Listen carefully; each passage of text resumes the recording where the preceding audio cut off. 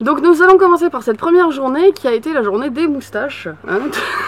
Tous les membres Carrément, de tous les groupes avaient des putains de moustaches. Le trash à moustache. Le trash à moustache, ouais, exactement. Il faut savoir qu'on a loupé le tout premier groupe qui était Alouk Todolo, dont on a entendu le plus grand bien, mais bon, on est arrivé trop tard. On est arrivé en plein milieu du set en fait de Cadaveric Fumes.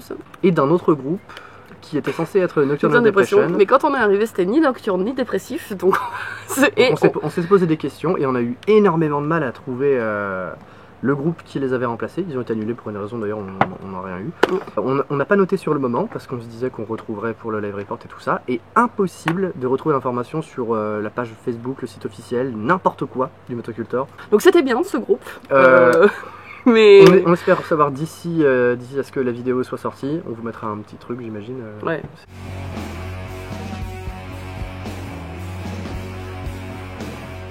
Mais oui, donc c'était... je crois qu'ils étaient 4. Il y avait un clavier, c'était assez atmosphérique. Peut-être pas hyper adapté à cette heure de la journée. Non, c'était un peu trop posé. Ça avait l'air d'être un peu du black atmo, légèrement prog. Sur les bords, c'était assez beau. Voilà, on pourra pas en dire grand chose de plus parce qu'hélas, déjà on est arrivé en plein milieu du set et on n'a pas vu grand chose. On n'a pas vu grand chose. On savait pas qui c'était. Et on sait pas qui c'est, donc ça a été difficile pour nous, ne serait-ce que de réécouter, de se remettre dans l'ambiance ou quoi. Donc voilà. Désolé, remplaçante de Nocturnal Depression. Tu étais un bon groupe, mais on ne sait pas qui tu es.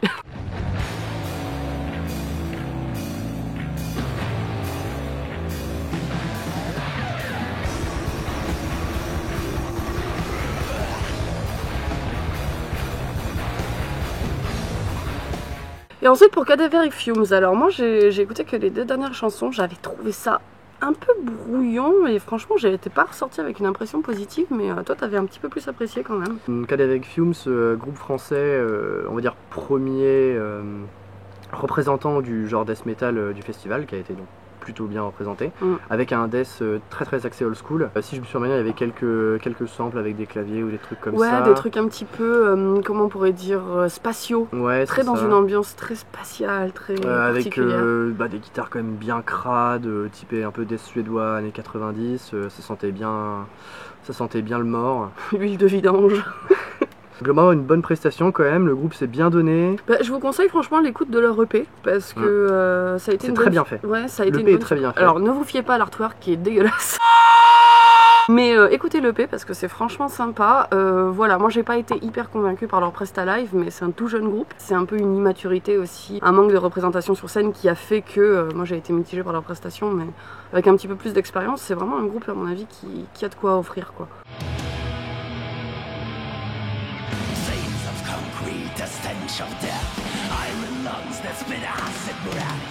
Les premiers représentants du trash qui a aussi été très représenté cette année avec... Surtout vendredi. Ouais, surtout vendredi avec Evil Invaders. C'était la grosse fête. C'était la grosse fête. Ils ont mis une putain de super ambiance. Premier concert qu'on a vu sur la main stage du coup. Ouais, et c'était une très bonne introduction. Limite, il aurait même fallu que ce soit eux peut-être qui ouvrent le festival parce que ils ont vraiment mis... Je pense tout le monde d'accord, c'était la grosse fête. C'était le feu, du trash typique américain avec beaucoup de tempo très rapide, des moches partout tout le temps, des duka, des solos qui étaient vraiment très bons. Assez loin des solos type Slayer, un peu bordélique, avec beaucoup de vibrato. C'est vrai que les solos étaient vraiment excellents, ça nous a marqué. Structuré, mélodique. Et mélodique, ouais, c'est ça, vraiment très mélodique. Ça faisait une espèce de pause. Et irréprochable dans l'exécution. La voix était un petit peu en dessous. Très forcée. Le chanteur avait tendance à trop forcer, sa voix cassée, un petit peu. Mais il n'empêche que c'était un très bon frontman, il était très sympathique, il avait l'air ravi d'être là, il a foutu une super ambiance, tout ça. Après, ce qu'on peut reprocher aussi à Evil Invaders, mais c'est un reproche qu'on pourrait faire un petit peu tous les groupes de trash, c'est que ça reste très conventionnel dans l'écriture. Et hélas, tous les groupes de trash qu'on a vu en Motoc, c'était pas... C'est un petit peu dommage, puisque il devait y avoir cette année aussi Power Trip, qui ont été annulés. Et ça, pour le coup, c'était un groupe de trash un peu plus technique, qui aurait été, je pense, très impressionnant en live. Et c'est vrai qu'aujourd'hui, en fait, dans le trash, à part, j'ai envie de dire, Vector, qui savent vraiment en fait renouveler un peu le genre, mais bon, en apportant beaucoup de nouvelles choses, c'est vrai que je trouve que c'est un style qui stagne un peu. Bah si, t'as tous les medley, t'as le trash black, le trash death, tout ça, où t'as un petit peu de nouveauté, mais le trash pur. Voilà. Donc Evil Invaders... hyper efficace, mais vraiment pas révolutionnaire, quoi.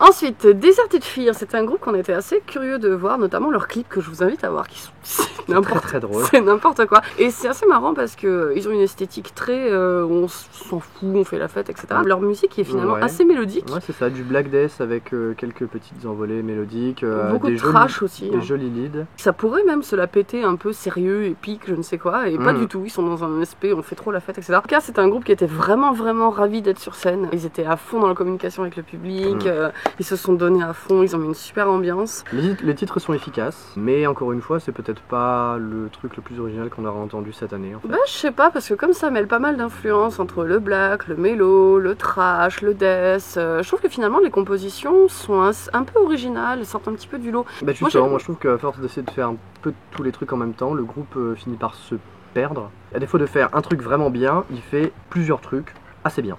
C'est vrai. Après, c'était vraiment un concert qui était sympa. Si ça passe dans votre coin, franchement, allez-y, vous allez vous éclater.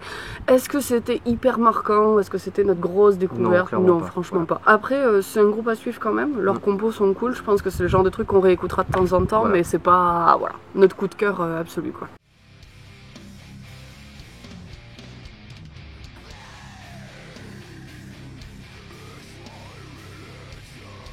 Donc ensuite un autre groupe sur la main stage qui était très attendu, c'est le groupe Hatesphere, le groupe de trash danois. Encore une fois, pas vraiment révolutionnaire au niveau des compos, pas très inspiré, mais hyper efficace, hyper énergique. Très entraînant, avec des bonnes moches parts. Voilà, en concert ça passe hyper bien. Est-ce que c'est le genre de truc qu'on réécoutera chez soi? Déjà moi je suis pas très fan de trash à la base. C'est un groupe qui est bien taillé pour le live je pense. Ouais voilà, avec un groupe de live, un bon son, le chanteur avait un très bon niveau, ça bougeait bien globalement, l'exécution était très honnête. Bon c'est vrai qu'ils ont des riffs quand même bien mamusclés, qui vont chercher parfois un peu vers le hardcore. C'est lourd, voilà, c'est assez lourd, ça donne bien envie de bouger. D'ailleurs ils ont vraiment secoué la main stage, c'est le premier groupe à vraiment...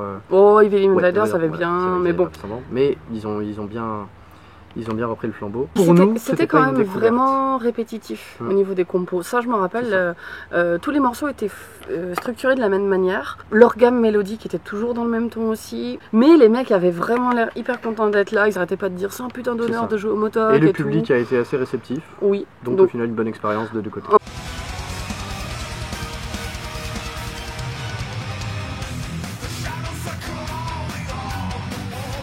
Nous avons eu une de nos premières très bonnes découvertes du festival qui a été Zornheim, groupe de black sympho suédois qui se veulent un petit peu reprendre le flambeau de Dimmu Borgir, parce que c'est vrai que Dimmu Borgir ces dernières années... Ça fait un peu un moment que c'est fini, ouais. C'est une sorte en fait de super band avec des membres de... Alors tu t'avais noté, il y avait Dark Funeral, le chanteur est le chanteur de Scar Symmetry. Le batteur de Diabolical qui est excellent d'ailleurs, le groupe suédois de Death Mellow, Death Sympho. C'était leur premier concert en tant que Zornheim, leur tout premier live, et ça se voyait que du coup ils étaient déjà vraiment habitués de la scène parce qu'ils avaient une vraie aisance sur scène. En plus ils avaient l'air vraiment ravis de l'accueil qui leur a été réservé parce qu'ils disaient putain mais on est hyper surpris, on n'a même pas encore sorti d'album, vous êtes tous là, vous êtes à fond. L'album sortait le lendemain je crois ou 2 jours après. Ils ont fait une release spéciale pour le motoc, mais l'album il sort officiellement le 15 septembre. Ouais ils avaient l'air vraiment ravis et c'est vrai que c'est un groupe qui le mérite parce que même si leurs compositions sont un peu toujours construites sur le même schéma, comme leurs mélodies à l'intérieur sont quand même vachement inventives, elles sont quand même très belles. On peut vraiment dire que c'est un groupe qui est mature alors qu'ils viennent à peine de sortir un album. Regret pour ma part, c'est quand même qu'il n'y avait pas de clavier sur scène. Voilà, pas de clavier et pas de chœur. Dommage qu'il soit passé à cette heure-là en plein jour, quand même. C'est vrai que le black c'est toujours mieux de nuit. Je pense que c'est un groupe à revoir en salle avec un bon show light, tout ça. Je pense que ça peut vraiment envoyer. Et s'il se trouve un claviériste de session. Un dernier truc peut-être à ajouter sur eux, c'est que j'ai trouvé que dans le black sympho, ce qui marche bien, c'est que soit tu te la joues à fond en mode clavier, chœur, etc., mais dans un côté très ritualiste et très sérieux, soit quand comme eux, t'as pas les moyens de faire ça, ça peut faire très vite, très cheap. Et eux, ils ont choisi au contraire de se la jouer en mode on fait des conneries, ils se foutaient des fessées sur scène avec le guitariste. Ça dédramatisait un peu le côté trop sérieux du black sympho et ça faisait que leur show a été un vrai plaisir et ça, on peut jamais cheap. On peut se le permettre quand on a des vraies compositions. C'est vrai. Donc, voilà. Ils pouvaient se permettre d'avoir cette attitude-là. Et puis suivez-les sur leur page Facebook parce qu'ils sont super sympas, ils racontent plein de conneries. Et ils sont très contents d'être en photo pour Le Monde. Ouais, ils sont sur le motoculteur. Ils en peuvent plus.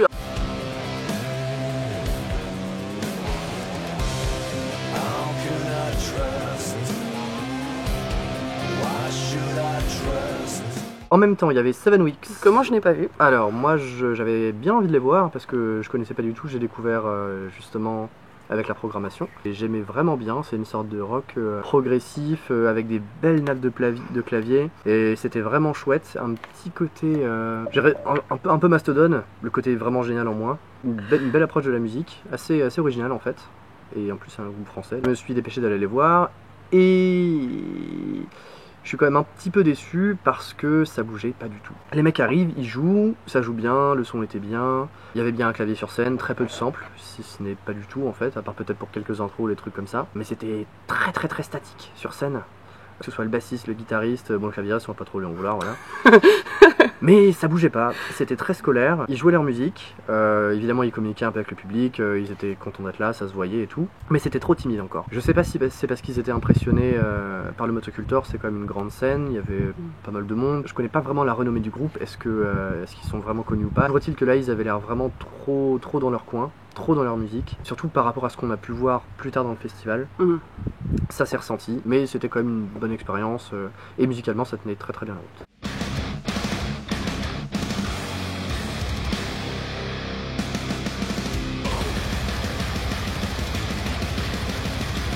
Ensuite, nous allons parler de ACOD, qui a été un des groupes qui a gagné un tremplin pour se produire sur la main stage du festival. Alors personnellement, j'étais pas là parce que j'étais dans la queue pour la dédicace de Antiferum. Alors ACOD, personnellement, j'ai pas grand chose à en dire parce que c'était un peu plan-plan en fait. On peut reprendre ce qu'on a dit d'Aesphere et le foutre sur ACOD. Alors c'est un peu curieux parce qu'ils ont une attitude et une image qui est assez type hardcore en fait. Alors que leur musique c'est plus du death, trash death un peu mélo. Avec quelques petits riffs un peu comme ça, des trilili un peu jolis. Des trilili. Ouais, c'est ça. Mais avec une attitude vraiment hardcore, des mosh parts, des trucs comme ça. C'était bien foutu globalement. Ouais, bonne ambiance, le public avait l'air réceptif, le pit bougeait bien. Voilà, ça m'a pas transcendé. C'était honnête. J'ai pas grand chose à dire. Bah non, s'il y a rien à dire, ça fait partie de ces groupes qui sont pas suffisamment médiocres pour qu'on ait des choses à dire, mais qui sont pas suffisamment non plus pour qu'on puisse en faire des louanges.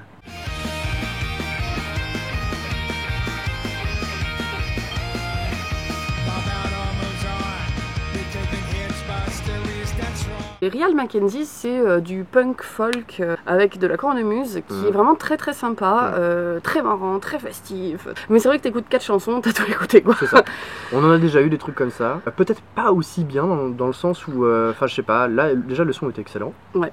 Pour ce concert-là. Bah ouais, ils étaient tous de bonne humeur. C'est quand même un groupe qui a une sacrée expérience, c'est un groupe qui est quand même vraiment dans la scène, et Real Mackenzie c'est un peu la référence punk folk quoi. Mais bon, c'est vrai que c'est vraiment pas révolutionnaire au niveau des compos, ça passe hyper bien en live parce que voilà, tu fais la fête. C'était très sympathique, le chanteur content d'être là, tous les membres ravis d'être ici, public réceptif qui dansait, qui bougeait, à fond. Il y avait pas mal de gens d'ailleurs, en plus ça passait à l'heure de l'apéro. Ouais, ça passait pile poil à l'heure de la bière, donc bon, c'est un peu toujours l'heure de l'apéro en festival, mais là c'était la double heure de l'apéro. Très bonne synergie de groupe, vraiment on sentait un groupe qui était soudé, qui avait l'habitude de passer en live et tous en kilt aussi. Tous en kilt. Un détail, mais mine de rien, voilà, ça a aussi l'importance. Mais voilà, pareil, est-ce que c'est le genre de truc qu'on réécoutera? Voilà. Et pourtant moi j'aime le folk, hein, mais c'est pas assez, c'est vraiment pas assez inventif au niveau des compos pour mériter d'être réécouté. Après en live c'est la grosse fête. Voilà. Pareil, c'est le genre de truc, si ça passe par chez vous,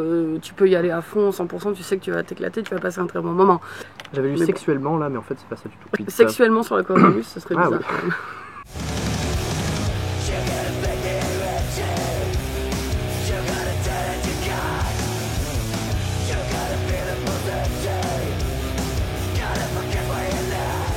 Mentar, un groupe qu'on n'attendait pas du tout, qu'on savait pas trop ce que c'était.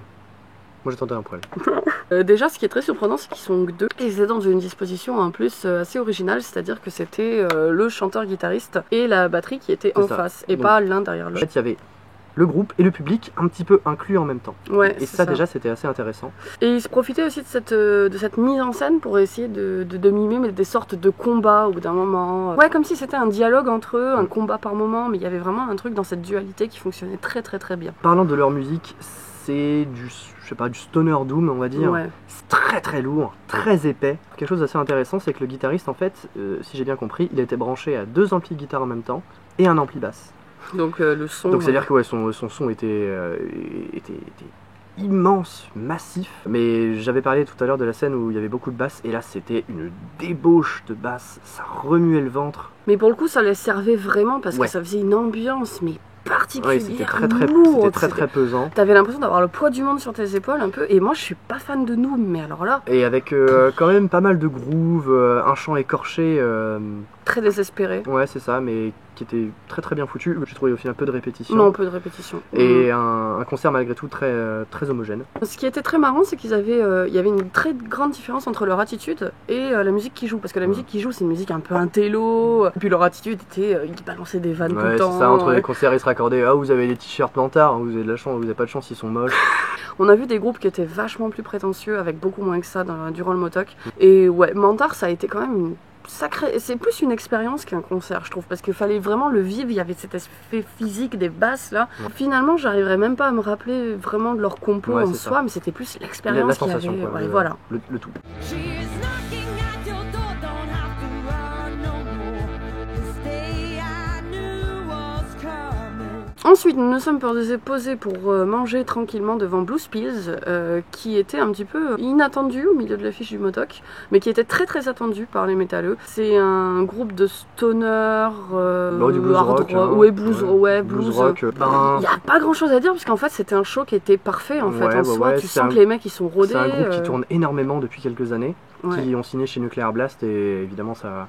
je sais pas si aux États-Unis avant ils étaient très populaires, mais en tout cas je sais qu'en Europe ça fait exploser leur popularité, surtout depuis leur passage au Hellfest en 2014 je crois. Et bah du coup ils ont fait je sais pas combien de centaines de dates, ça se sent en fait, on a suivi de loin. Franchement irréprochable. Le son était excellent, les compos marchent très bien. Ouais. C'est vraiment un bel hommage en fait au rock un peu psyché des années 70, sans être trop redondant je trouve, avec quand même leurs propres pattes. Oui, clairement, hein, la en chanteuse, particulier, ouais, c'est sûr. ça, le fait d'avoir une chanteuse. Elle a un grain de voix en plus bien Ouais. particulier, bien typé. C'est vraiment pas une voix commune. Donc ça passait très bien. C'était vraiment une pause en fait musicale très agréable au milieu de tous les trucs bourrins. Ça fait plaisir en fait de voir que le Motoc diversifie vraiment son affiche. Mantard. Ouais, surtout après Mantard. Qui était un peu dur physiquement. Ouais. Showlight était aussi assez cool. Il y avait une vraie recherche un petit peu de mise en scène, pas de mise en scène, mais de corrélation entre la musique et la lumière. Non, franchement, c'était un très bon truc, mais on va pas avoir grand chose à dire dessus parce que c'était tellement parfait que Voilà. c'était parfait quoi.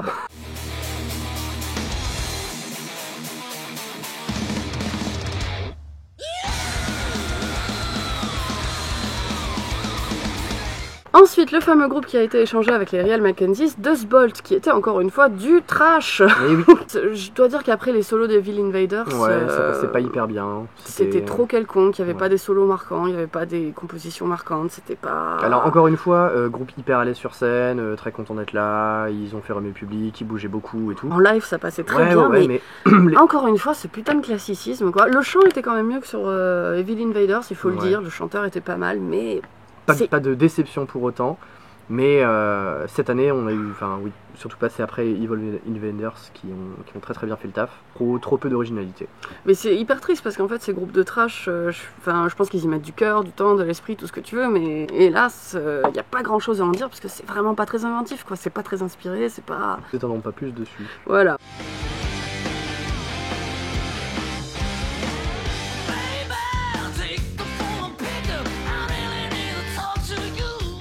Passons à The New Roses, qui est un groupe de hard rock avec la voix typée AC/DC qui est quand même assez vénère par moment. C'était sympa. C'était vraiment bien, moi j'ai trouvé. Les compos sont très efficaces. Les guitaristes, tous les deux avec un très bon niveau technique, avec des beaux solos, plutôt inspirés, pas du shred un peu débile où on déroule les notes comme ça avec les gammes. Pas mal de groove finalement, des émotions, vrai bon concert de hard rock quoi. Avec de l'énergie, je pense qu'on est trop jeune pour ça.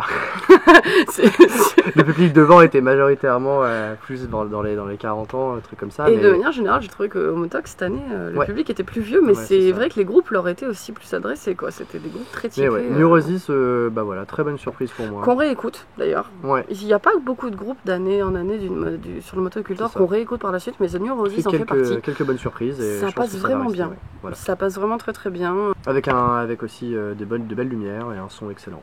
Donc c'est pareil, encore une fois des mecs qui ont dû faire 1 milliard de tournées avec 12 000 dates, donc ça roule.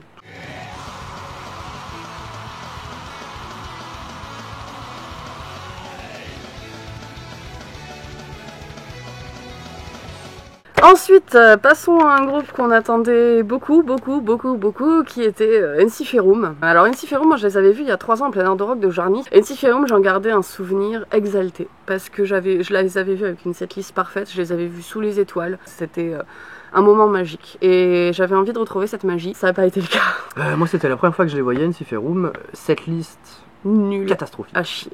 En fait, on les a vus, hélas, sur leur fin de tournée, leur tout dernier concert de tournée. Toute dernière date pour One Man Army. Pour One Man Army, qui est leur album que je déteste le plus, qui est, je trouve, non plus. absolument pas inspiré, qui est répétitif. Sur 9 chansons, ils ont fait 4 chansons de One Man Army. Ils ont fait 2 chansons du nouvel album, donc qu'on connaissait pas, et seulement 3 autres chansons d'autres albums. T'avais From Afar, ils ont fait Lie Lie et In My Swallow Trust. Attends, où sont les Twilight Tavern? Où sont les Victory Songs? Où sont les Burning Leaves? Où sont les Unsung Heroes? Et ça fait mal au cœur. Parlons de Jean-Michel Lumière. Jean-Michel Lumière! Sur la main stage, à la console lumière, il y avait un gars qui était pas très bon. J'ai l'impression qu'en fait il découvrait un petit peu comment fonctionnait la console et les lumières et tout. Et il essayait de changer genre mesure après mesure. C'est ça. Mais déjà ça va pas du tout. Des fois il faut que tu laisses un petit peu des trucs s'installer. Et après il était pas dans le rythme. Si on en parle et qu'on lui a donné un nom, c'est parce que il a fait plusieurs concerts ce week-end sur la main stage et qui nous a gâché en fait plusieurs sets. Ouais. Et je trouve ça aussi très triste qu'Ensiferum ils aient pas amené leur propre, ils aient pas leur propre show lumière avec leur propre ingé lumière. Quoi. C'est clair. Après, d'après ce qu'ils ont dit, ils avaient eu des problèmes avec leurs costumes. Ça se trouve, l'ingé lumière était resté bloqué c'est lui avec qui gardait les costumes. Oui, c'est vrai qu'ils appellent les costumes aussi. Mais donc ça c'est un détail, c'est pas de leur faute. Donc Ensiferum, déception. Pour ça a été une grande déception. Après, il n'y a rien à dire sur la presta du groupe. Hein. Je veux dire, ils sont hyper sympas. La nouvelle chanteuse, et qui maintenant est plus claviériste, elle est accordéoniste, elle est super. Dans ce show, il y a beaucoup d'erreurs qu'il y avait eu il y a 3 ans, qu'il n'y a pas eu, notamment le fait que le chant clair féminin soit désormais assuré en live et pas par des samples. Ça fait vachement plaisir. Il y a vachement plus de cohésion. Je trouvais qu'il y avait une hyper bonne communication, super énergie, ils étaient ravis. Enfin, vraiment, il y avait de l'amour, il y avait tout ce que tu veux. Le groupe, il n'y avait rien à dire sur la presta en soi, mais la setlist était naze, l'ambiance était naze. Et en fait, t'avais l'impression qu'ils ont choisi une setlist pour faire la fête. Ensiferum, c'est pas un groupe qui s'arrête à on fait du folk pour faire la fête. J'ai l'impression qu'ils s'orientent un petit peu comme Equilibrium dans une nouvelle tendance très poète, très festive, et ça me saoule. Parce que c'est tellement. Métal, en fait. Voilà, c'est tellement des groupes qui valent plus que ça, c'est tellement des groupes qui ont plus que ça à offrir. Et voilà, j'ai pas envie qu'Ensiferum ça devienne un énième groupe de folk devant lequel on fait la fête mais qu'on oublie aussi vite qu'on a vu. Et là, ce concert a donné cette impression-là.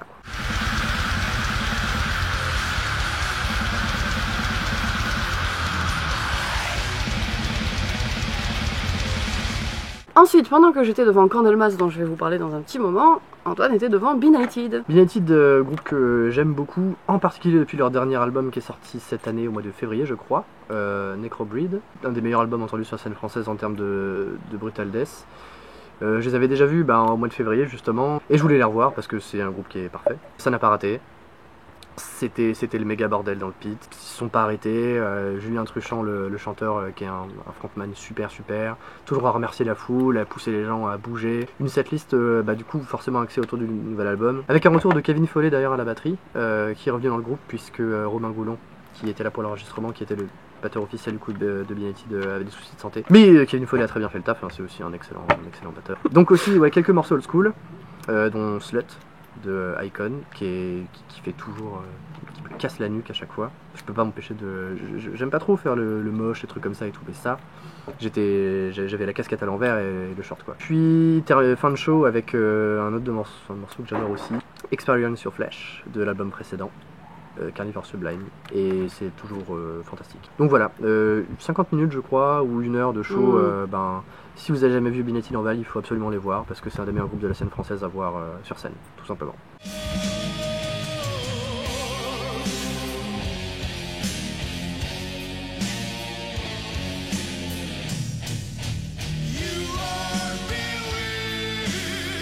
Pendant qu'il était à Benighted, je suis allée voir une des grandes légendes du métal qui est Candlemas, donc les papas du Doom, les papis même du Doom, on pourrait dire. Ouais. Je suis vraiment pas fan de Doom.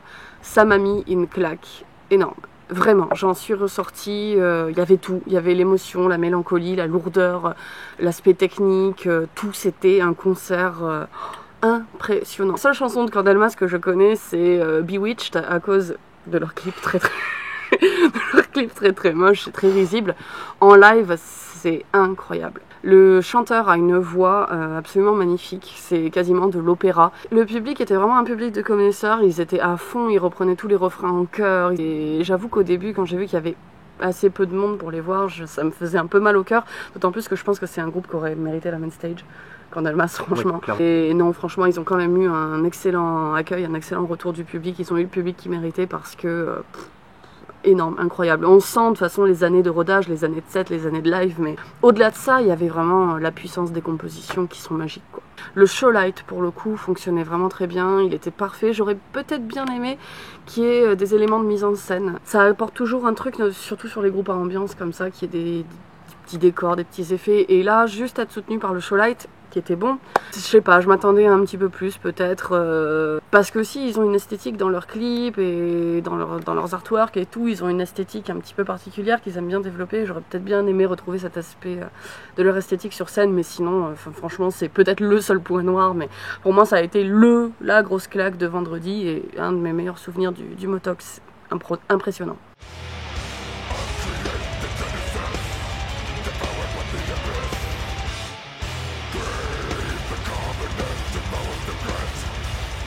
Ensuite, Bloodbath. Premier gros représentant du coup du death suédois, Ouais. un peu old school de cette année. Le frontman, Ouais, il Et faut qu'on parle de Nick Holmes. parce que Puisque Ce mec- je vais me faire insulter, je sais, j'ai l'habitude maintenant. Je trouve que Nick Holmes dans Bloodbath, c'est la pire idée du monde. Avant lui, il y avait Ackerfeld, qui est excellent, qui est plein de charisme, qui a un chant, qui a un growl qui est très profond et très particulier. Il y a eu Peter Tagkren, putain il est trop chiant avec tous ces jets là, qui était excellent aussi dans Nightmares Made Flesh. Et après il y a Nick Holmes qui arrive, avec son chant qui est tout faible, son absence il est mou. totale de charisme et Il est d'énergie. charismatique comme une huître, ce mec, quoi. C'est Et pas possible. je sais pas, moi ça me rend triste en fait. Musicalement quand même, on enlève le chant, c'était très solide. C'était de la HM2 à fond, des guitares tronçonneuses, ouais, très lourd. Le genre de truc où tu peux pas t'empêcher, tu vois, de Voilà, avec tabasser l'air un peu. des costumes très méchants avec du faux sang, des trucs, des tirs déchirés, des trucs comme ça. Vraiment, bah, l'imagerie un peu gore, très propre à Bloodbath. On peut rien dire sur les musiciens, ils étaient tous très bons. Peut-être un peu trop en retrait. Moi, Ouais, j'aurais bien aimé qu'il c'est s'exprime ça. un peu plus par rapport justement à ce leader qui Ouais, c'est est ça. nul. Mais... Nick Holmes. Petite pensée à Axelrod, le batteur qui a fait Bloodbath et ensuite qui a monté sur scène pour Opeth. Bloodbath, ça tabasse bien. Ça tabasse, ouais. Et- Bloodbath, ça tabasse. Et ouais, donc lui en particulier a fait une prestation qui est absolument parfaite. Showlight encore une fois médiocre. Parce qu'il y avait encore Jean-Michel. Le mec il s'est dit ah bah c'est Bloodbath, on va laisser en rouge. Voilà. On va mettre du rouge, on va mettre des flashs. un peu de fumée. Et puis Et voilà. ta. Bloodbath, déception quand même. J'ai quand même eu du plaisir à écouter les gros trips de Bloodbath en live, notamment ils ont terminé le concert avec Eaton, mais ça aurait pu être 1000 fois mieux. En particulier si Monsieur Ackerfeld avait daigné bouger son cul pour venir chanter une chanson. J'avoue que le mec Avec Bloodbath. il jouait quand même. Juste après. Juste après. Il est même pas venu faire un petit coucou. Il a même poussé le vice jusqu'à dire pendant le concert d'Opeth, pendant qu'il jouait, j'étais en train de le regarder sur le côté, vous savez, c'était mon groupe. Tu vois que le mec il a quand même un putain d'ego pour pas venir, ça ferait tellement plaisir aux fans. Enfin bon. Enfin bref, voilà, Bloodbath c'était moyen.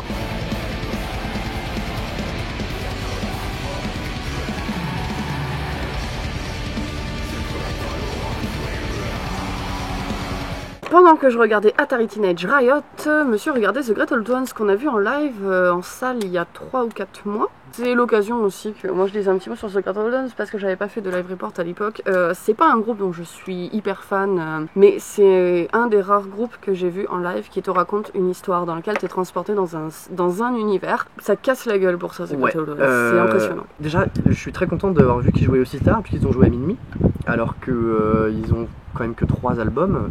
Même s'ils ont une très grande réputation maintenant sur la scène française, j'étais très surpris et très content de les voir jouer aussi tard, contrairement à Regarde les hommes tombés l'an dernier qui avait joué à 13h. Ouais. Ça a joué énormément de les voir sur la scène, en plus la seule scène qui n'était pas couverte, donc avec les étoiles, les arbres et tout, il y avait un truc. The Great Old Ones, c'est donc du black metal, ils sont bordelais je crois, avec tout un univers développé autour de Lovecraft. Ils ont surtout joué de leur nouvel album qui est sorti il n'y a pas très longtemps, qui est très bon d'ailleurs, qu'il faut absolument écouter, plein de fois, l'acheter, ensuite l'acheter pour vos copains.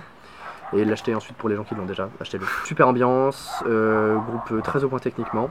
Ce qu'on peut reprocher si on n'est pas trop fan du style, et ce que je peux comprendre, c'est vraiment le manque de communication avec le public. Ils arrivent, ils jouent, entre les morceaux, il y a assez peu de pauses en fait, il n'y a quasiment pas de silence. En dédicace à l'interview, on sent que c'est des gens qui n'ont pas du tout la grosse tête. Non, ils sont hyper ouverts. Ouais, c'est ça. Mais c'est vrai que le côté un petit peu chaud, très black metal, on arrive, on fait notre truc, on se casse, ça peut en refroidir certains. La setlist tape sur les 3 albums qui sont tous les 3 très bons. Le son en live vaut vraiment le coup. Ils avaient un vrai show light, donc avec des fois des accélérations quand il faut que ça tabasse, parce que des fois ça blaste bien quand même dans Skeletal Ones. Des ambiances un peu plus posées, plus développées quand c'est plus atmosphérique. Ils ont leur propre technicien lumière. Ouais. Son et lumière. En général, ils sont différents. Ouais, vraiment.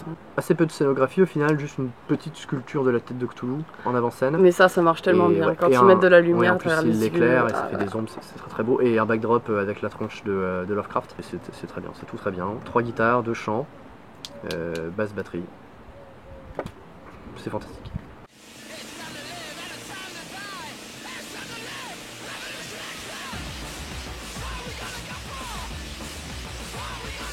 Pendant The Great Old Ones, moi j'étais en train de regarder Atari Teenage Riot. En fait, j'y suis allée parce que c'est un groupe que j'écoutais beaucoup quand j'étais adolescente. Avant de passer au black, au pagan, au folk, tout ça, j'ai eu une période très indus. C'est une période dont j'ai un petit peu honte aujourd'hui.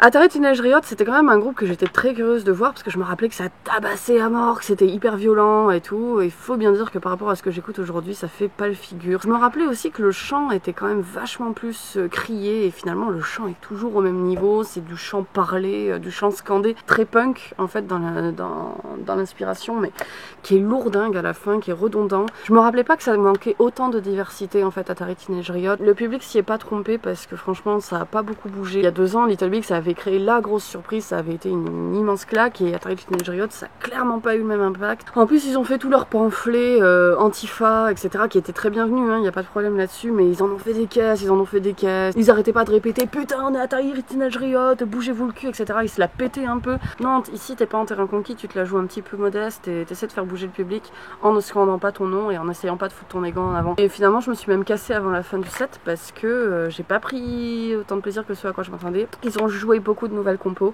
peu d'anciennes, peu de trucs que je connaissais. Atari Teenage Riot, c'était quand même une déception. C'était pas nul, c'était pas mauvais, c'est sûr, mais je sais pas, il manquait un truc. Clairement, la communication avec le public est pas passée et je sais pas, ça passait pas.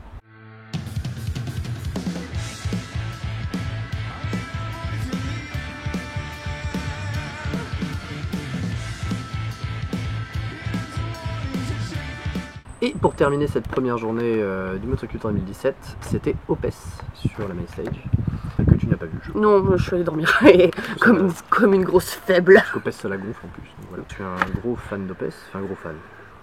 J'aime beaucoup Opeth. T'es une vieille groupie d'Opeth. J'ai pas tous les albums et tout, je les connais pas tous. Oui, mais t'es quand même une vieille groupie d'Opeth. J'aime beaucoup Opeth. Et la dernière fois que je les avais vus, c'était donc au Motoculture en 2015. C'était quand même pour moi une déception parce que beaucoup de Héritage et Pale Communion, des albums que j'aime pas tellement, parce que si je vais écouter en fait du rock des années 70, j'en écoute et j'écoute pas Opeth. Et donc j'avais peur, je me suis dit est-ce qu'ils vont nous refaire une setlist à la con ou est-ce que ça va être bien? Et c'était très bien. Ils ouvrent en fait avec un de leurs nouveaux morceaux, Sorceress, donc titre éponyme, qui passe très bien en live. Et globalement une setlist un peu old school en fait. Aucun titre de Héritage et Pale Communion je crois, donc déjà méga fiesta.